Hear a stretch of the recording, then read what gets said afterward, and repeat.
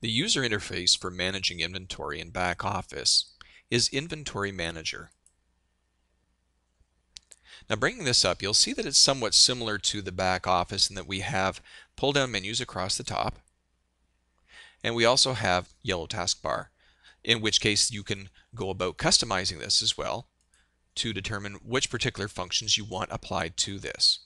Now down below we also have this area which allows you to view what's going on pertaining to purchase orders and transfers and so on. So within this, for example, show active and back ordered purchase orders. Active, closed, back ordered, canceled, all that kind of stuff. Of type, orders or transfers, being purchase orders or warehouse transfers, because you can transfer items from one warehouse to another within the establishment. Also, orders for, and you can make this specific for all suppliers or a specific supplier. And for, and you can make it for all dates or for a specific date range. And within this, you can also use find PO or find purchase order if you're looking for a specific one. Now, all purchase orders will then show up down below. And based on what you select up above, that can determine as far as what ones within a certain date range or for a certain supplier, or which ones are on back order, which ones are currently active, and so on. So you can determine how all of these show up. Now, what we're going to do right now is just take a look at all of these different icons that reside within the taskbar. Now the first one is new PO or new purchase order. So what we're going to do is create a purchase order selecting on this. Now you will find that a lot of these screens basically look the same and function very much the same as well. So if you can master one, you've mastered most of the system right here. The first thing we have here is supplier. And so on this, I come up with my list of suppliers. And on this, I may choose, for example, ABC Supplier. Now in doing this, I now have all this information that's automatically populated pertaining to where the supplier is located, contact information, the warehouse that I'm to apply it to, which will default to the primary warehouse, but you can determine which warehouse if working with multiple ones. Also, information pertaining to that warehouse in the event that it's not located on the premises. Also, ship via. So how do you want this shipped? And within here you can determine the various methods for shipping this. The order information, this is basically when you want it to come in, when you need it for, and what will be the payment terms for it. So within this, let's say for the payment terms, I can select on whatever they might be. And within the shipping date and the time as well, when I need this for. Coming down to the main body, this is where we go about applying what are the contents for this purchase order. So we select on Add. Now in doing this, this will bring up a list of all of the items that I have ordered from ABC Supplier. Now in the event it's an item that I haven't ordered from before, but I usually get it from another supplier, I can select on Show All Supplier Items, in which case then I will have a master list of everything, and I can choose on an item that I don't conventionally get from ABC Supplier. Now with that being done, then I can select on, let's say, bread. So I'm going to order some bread from ABC Supplier. Now in this case, it's now asking what is the quantity that I'm ordering.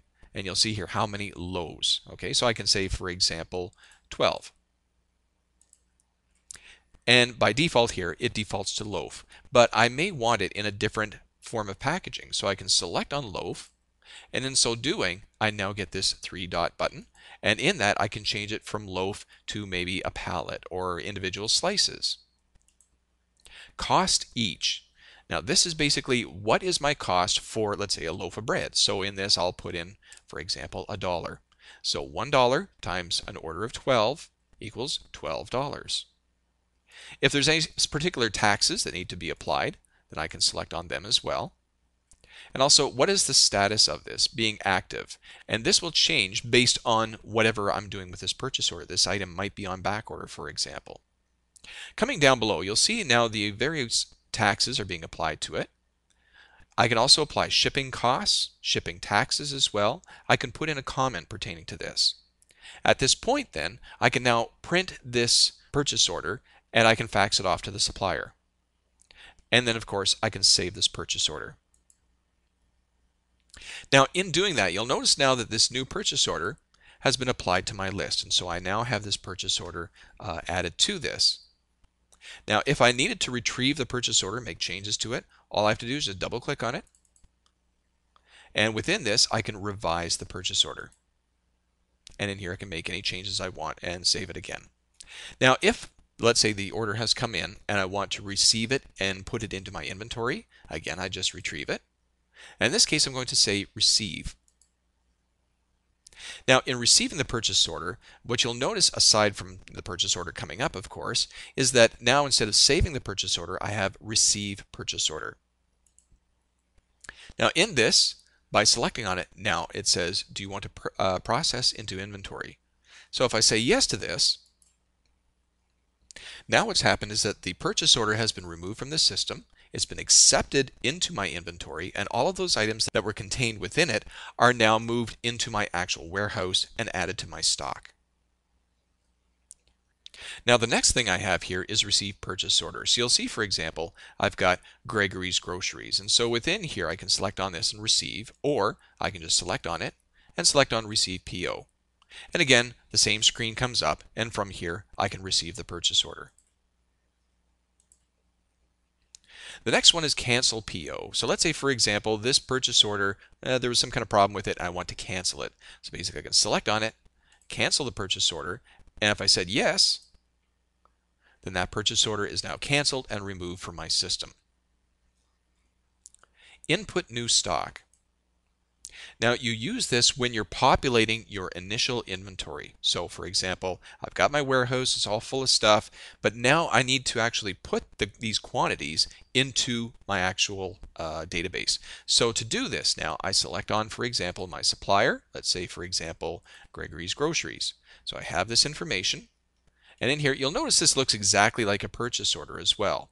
Now in here, Gregory's Groceries, I really haven't ordered anything from him, so I'm going to select on this and maybe we'll go with French fries. I'm going to order French fries from Gregory's Groceries, and I'll put in 25 cases. So this is my French fries that already reside within my warehouse, and now I want to apply that within the database directly to it. So I have this in here. You'll notice down at the bottom it says receive PO now. So what that means is that it's going to receive it right from this point directly into my inventory. Of course, in this I can now put in what is my ideal cost on this. So I'll say, for example, typically for one case of French fries I may pay $12. So there's my value, and now I can receive that into my inventory. The next one over is stock levels. Now this is where you go about viewing the inventory that resides within all the various warehouses, and with this, what are your quantities for each one? And you'll see it's got the 3 levels of measurement in here in terms of the unit, the container, and the package. And so within this I've got all my information, such as the French fries that I've just added into it as well. Physical counts. Now this is where you're doing a physical inventory or physical count of your warehouse. And so within this, I choose on my warehouse. I can break it down actually by report category as well. And then within this, it will show all of the items that reside in that warehouse. Now in here, you'll see, for example, I've got information that can be applied within here. Now, there are several ways that you can do this within PixelPoint. One, there is a report that you can actually print off that you would snap onto a clipboard. You go into the warehouse, you fill in the empty spaces on this, you come back, and then you apply those numbers across here. Or you can actually have your installer or programmer go about maybe applying this automatically, maybe through application, for example, where a PDA would be able to bring it up on an HTML and you can have it applied across electronically that way. In any case, this is where you go about applying in those numbers, and this is your physical count. This is what you're actually doing on this. Now if you want to see what the system has calculated for this, you can actually select on Show System, and now what you have is a side-by-side comparison of what the system shows and what you're putting in. Now within this as well, if there is a discrepancy between the two, then they will show up at the end as a variance. And then within this, when you're done entering in all this information, you can select on Process Variance. And what this will do then is take all of your numbers and adjust them to what they actually are. Transfers. Again, this looks like a purchase order, except in this case, what I'm doing is I'm going to do a transfer from one warehouse to another. Now in this case I only have the one, so this really won't do a whole heck of a lot. But in this you can transfer, let's say, from a one bar fridge to maybe another bar fridge, for example, which would be both set up as warehouses within the establishment. And then within here, you can determine what are the items that you're going to transfer. And then this would carry on. And then within there, you can save the transfer, you can process the transfer, and so on, very much like purchase orders. Set up stock suppliers. Again, this brings up the supplier setup, so you can do it either from the back office menu or you can do it from within here. Auto PO. Now this is an automated purchase order, and fortunately we have a full description in here that kind of explains to you when you're doing it in terms of what this all entails. But basically, an automated purchase order will look at what you've got in terms of your usage on the system, what orders are coming up, and so on. And from there, it can actually generate for you an automated purchase order anticipating what you need to reorder. And then from there, you can send that off. Set up recipes. Now there are two areas that you can actually set up recipes. One is within product setup, which you'll find within the product setup video, or within here. And on this I have, for example, all of my different items that show up in here. And now what I can do, these are the ordering products. And so within this I can select on it, and now from here, let's say with the breakfast bar, I can now choose, and for example, let's say there's bacon, and I use 2 slices of bacon within this breakfast bar menu item. And in here I can add in additional ones as well, maybe some barbecue sauce and whatever the case. And you can go about setting up all of your different items that go into the recipe for that. Now down here we also have total recipe costs. So as you have item costs calculated within here, of course I haven't done that because I haven't really done any ordering in this case, but in this information will show up, multiply it across by the number of units, and it will calculate out your total recipe cost for this given item, so you can see what your food cost is on all of your menu items. That being said, you can also take a look at the suggested selling price. So for example, for this I may be offering, $5. Can I maybe reduce that back to $4.50? Well, this will help you to weigh that out to see if it's viable or not, because maybe your cost may be quite heavy on this. It's really hard to say. But on it, you can also adjust across in terms of what you can afford to do. So this will give you some form of assistance when it comes to pricing out items. So in the event that you're not sure, all right, should I charge $5 for this or $15 for it? What does the guy down the street charge for it? Rather than kind of guess on things like that, you can actually come up and take a look at what is my cost to make this, and then from there, what is my profit that I want to make above and beyond that. And from there, it will help you determine what you want to price this item at and still make a reasonable profit margin. Add batch recipe. So within here, you may recall as far as the special house sauce that I make. So within here, I can determine as far as what warehouse I want to make this batch for, what the inventory item is. Now this will bring up a list of all stock items that contain a sub recipe. So in this case I only have the one. In here I'm going to make a batch, so I can make one batch or a dozen batches or whatever. I'll just make one batch. And in this I can break it down to smaller components. Maybe I just might do a single jar, for example. But in this case I'll leave it as a batch. And the reason for this, whatever it's going to be. And on this then I can select on OK.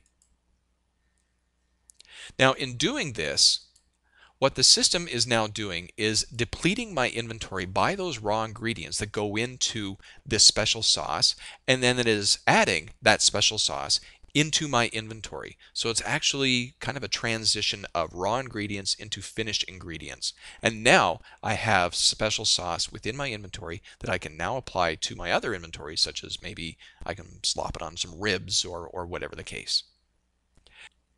Add spillage and waste. Now if I select on this, the screen is pretty well the same as what it was with batch recipes. Again, with this, I define as far as where it's happening.